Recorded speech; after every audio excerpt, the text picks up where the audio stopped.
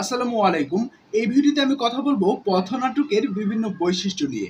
আমরা পূর্বের ভিডিওতে জেনেছি যে পথনাটক সাধারণত হয়ে থাকে তাৎক্ষণিকভাবে এবং যেই বৈশিষ্ট্যটাই আরকি এখানে যদি আমরা বলি এভাবে সহজবোধ্য বিষয়বস্তু। দেখুন, পথনাটকটা ধরুন তৈরি হয় যেকোনো সমস্যা বা যেকোনো একটা বার্তা প্রেরণের জন্য। সেক্ষেত্রে মূল টার্গেট থাকে দর্শকদের ওটা সহজভাবে বোঝানোর।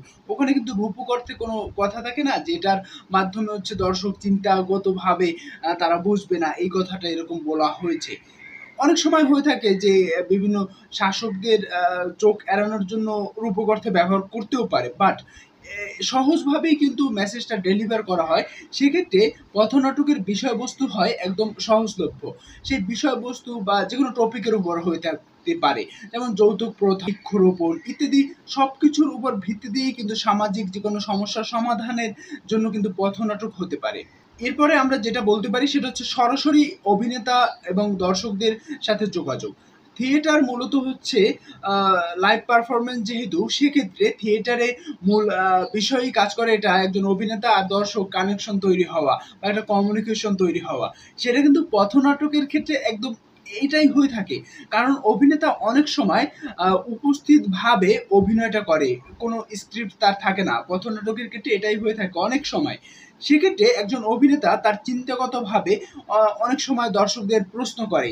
হতে পারে যে যৌতুক প্রথা কি ভালো? এটা দর্শকদের জিজ্ঞাসা করে। দর্শকরা আবার বলবে, "না যৌতুক ভালো না, সমাজের জন্য খারাপ।"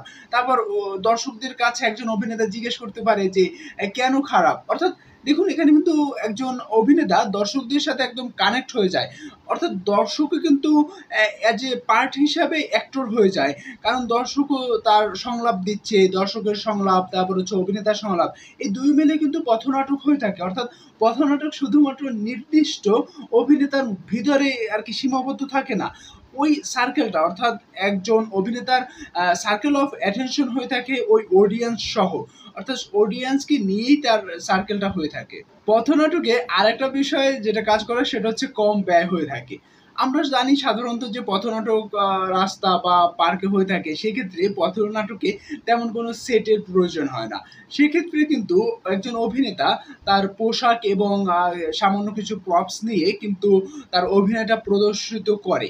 এই যে অভিনয় প্রদর্শন করার ক্ষেত্রে আ অভিনেতার বেশি কিছু দরকার হয় না। অর্থাৎ আমরা একটা থিয়েটারের মঞ্চে দেখি সেটে কত ব্যয় হয়, তারপর লাইটে কত ব্যয় হয়। এই ব্যয়টা কিন্তু হয় না। সেক্ষেত্রে পথনাটকে একটা থিয়েটার থেকে কিন্তু পথনাটকে ব্যয়টা অনেকাংশে কম হয়ে থাকে। আমরা যদি পথনাটকের প্রভাবের কথা চিন্তা করি সেক্ষেত্রে পথনাটকের প্রভাবটা হয়ে থাকে বিশদ। বিকজ পথনাটকটা তাৎক্ষণিকভাবে দর্শকদের ভিতরে একটা অনুভূতির সৃষ্টি করে। সেই অনুভূতিটা একদম তাৎক্ষণিকভাবেই হয়ে থাকে। দেখুন আমি অ্যাজ এ অডিয়েন্স হিসেবে আমি যখন কোনো থিয়েটারে নাটক দেখতে যাব, তখন আমি প্রি প্ল্যান্ড থাকে আমার যে আমি ওই নাটকটা দেখতে যাব। যেমন জীবনানন্দ দাশকে নিয়ে একটা নাটক করা হয়েছে যে 'কমলা রঙের বউত'। এই নাটকটা আমার দেখা হয়নি। আমার এখনো এই ভিডিওটা আমি যখন করছি, তখন আমার একটা প্ল্যান আছে না আমি সামনে আমার সুযোগ হলে আমি এই নাটকটা দেখব। তখন আমার ভিতরে একটা আকাঙ্ক্ষা বা একটা অনুভূতি আগেই তৈরি হয়ে যায় যে আমি ওই নাটকটাই দেখতে যাব। জীবনানন্দ দাশকে নিয়ে যেটা করা হয়েছে। অর্থাৎ আমার একটা প্ল্যান থাকে। আর পথনাটকটা সাধারণত হয়ে থাকে তাৎক্ষণিকভাবে। দেখুন আমি বাজার করতে গেলাম, গিয়ে দেখলাম এক স্থানে ভিড়, গিয়ে একটা নাটক দেখলাম। অর্থাৎ তাৎক্ষণিকভাবে যে একটা অনুভূতি তৈরি হওয়া, গিয়ে আমি একটা নাটক দেখলাম, ওখানে একটা মেসেজ দিয়ে আমি চলে আসলাম। সেক্ষেত্রে এর প্রভাবটা কিন্তু অনেক বেশি হয়ে থাকে। হতে পারে পথনাটক প্ল্যানও হতে পারে যে প্রচার প্রচারণা করে ওখানে একটা পথনাটক হচ্ছে। কিন্তু অনেকাংশে হয়ে থাকে যে কোনো প্ল্যান ছাড়াই একজন দর্শক রাস্তা দিয়ে হেঁটে যাচ্ছে, গিয়ে দেখছো মানুষের ভিড়, গিয়ে একটা নাটক দেখে আসলো এবং ওখানে ওই নাটকের একটা মেসেজ নিয়ে আসলো। সেক্ষেত্রে এর প্রভাব কিন্তু ওই অভিনেতার ভিতরে অনেক বেশি থাকে। আর পথনাটকের ক্ষেত্রে নির্দিষ্ট কোনো সেট বা মঞ্চের প্রয়োজন হয় না যেহেতু সেক্ষেত্রে পথনাটক যেকোনো স্থানেই করা যেতে পারে। সেক্ষেত্রে ব্যয়বহুলটাও যেমন কম হয় তেমনিভাবে অভিনেতা যেকোনো পরিস্থিতিতেই পথনাটক যারা করেন তারা অনেক স্বাচ্ছন্দ্য বোধের সাথে করেন। হতে পারে অনেক দুর্গন্ধ থাকে রাস্তায়। রাস্তায় অনেক ময়লা আবর্জনা থাকে। তারপরে গিয়েও একজন অভিনেতা তার অভিনয়টা প্রদর্শন করে।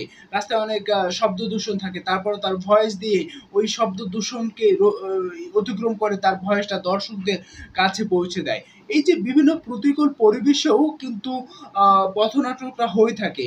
আর এই প্রতিকূল পরিবেশে পথনাটক হওয়া এটাও কিন্তু অভিনেতার জন্য অনেক বড় একটা চ্যালেঞ্জের বিষয়। এই ভিডিওতে আমি পথনাটকের কয়েকটা টপিক বা কয়েকটা বৈশিষ্ট্য হাইলাইট করেছি।